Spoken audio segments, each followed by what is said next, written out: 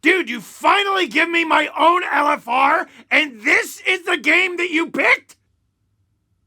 And you're not even here for me to yell at. I'll play the intro. Let's go! Ladies and gentlemen, it's a little ridiculous. Good boy. Play all the hits. Left Toronto Maple Leafs. Let me finish. How am I supposed to go to bed after watching that? I'm quite hyped. With you wherever you are, welcome to LFR. And it's not even my own intro. You give me yours? What is...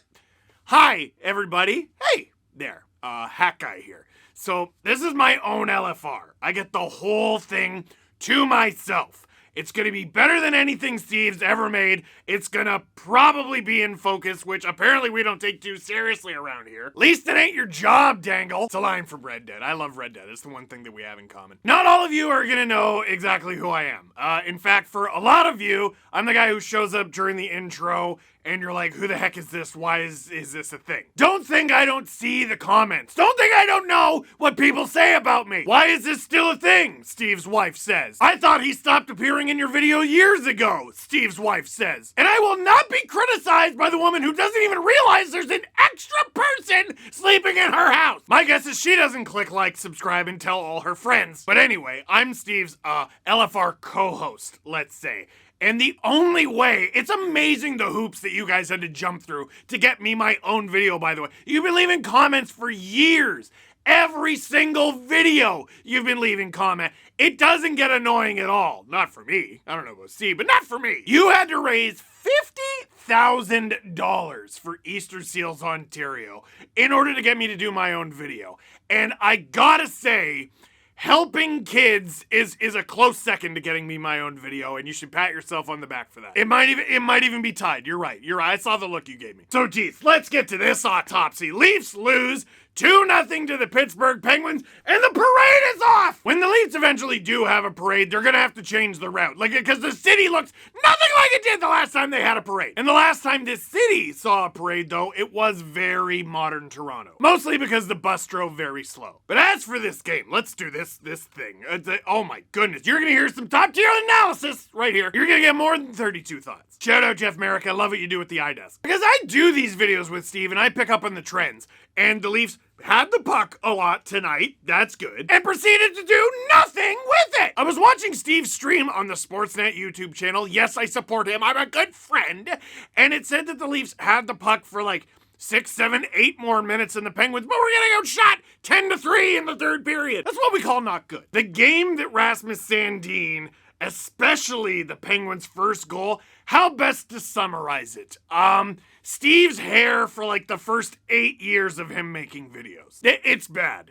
Have you seen? It's bad. That dude got hired by a major network and married someone with that haircut, and I'm judging everyone involved. The Leafs were a 2-on-1 factory. Why would you ever even build a factory for that? In the game where they lost 7-1, they were actually tied after the first period, and this game was worse. And producer Drew, I don't have to edit this, do I? Producer Drew, I'm not gonna give you a ton of work to do on account of, nothing happened in the game. The Penguins went up 2-0 early in the game. Steve was like, oh, Nick Ritchie is scoring tonight, and his stick shattered into 1,000 pieces immediately. So for producer Drew, I don't have any clips from the game to show you because nothing happened. But it's okay, we're all staying at home and social distant. No one was at the game oh, never mind, it was the season high in attendance of 19,531 people. They all wasted their entire Saturday watching the hottest team in hockey play the hottest pile of garbage that they have so far this season. In Kapanen's return to Toronto, no less. Fun piece of trivia. The last time Kasperi Kapanen was in this building, he got into a fight with another former Leaf, Jared McCann. Did you know that?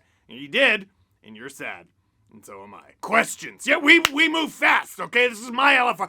Steve will be back tomorrow. You asked for this. This is the start of the season-ending collapse, right? It must be. We lost the whole game after winning 5. This is horrible. Yeah, Dave, finally, a guy who gets it. Jose Hosang. When do you see him up with the Leafs? Never, because Jose Hosang is not a real person. Josh, on the other hand, is pretty good. He scored an overtime winner, so the blue and white hockey team from Toronto did win a game tonight. I'm just throwing it out there. But they gotta sign him to a contract first, and it's like, Kyle, get on that. Wait, did Steve leave his phone? Kyle, dude, how does something come up? Oh, it's a Sue Greyhound's email. I don't think he's gonna get back to him. Why does he have a picture for him? It even says Sue Greyhound's GM. Like, what were you gonna forget? That's something you do when you're bored on the subway away because you have no reception. That's sad. Oh, finally getting to the good stuff. Is Producer Drew real? Please tell us while Steve is away, please. First of all, good manners, you said please twice. Second of all, yes, Producer Drew is real.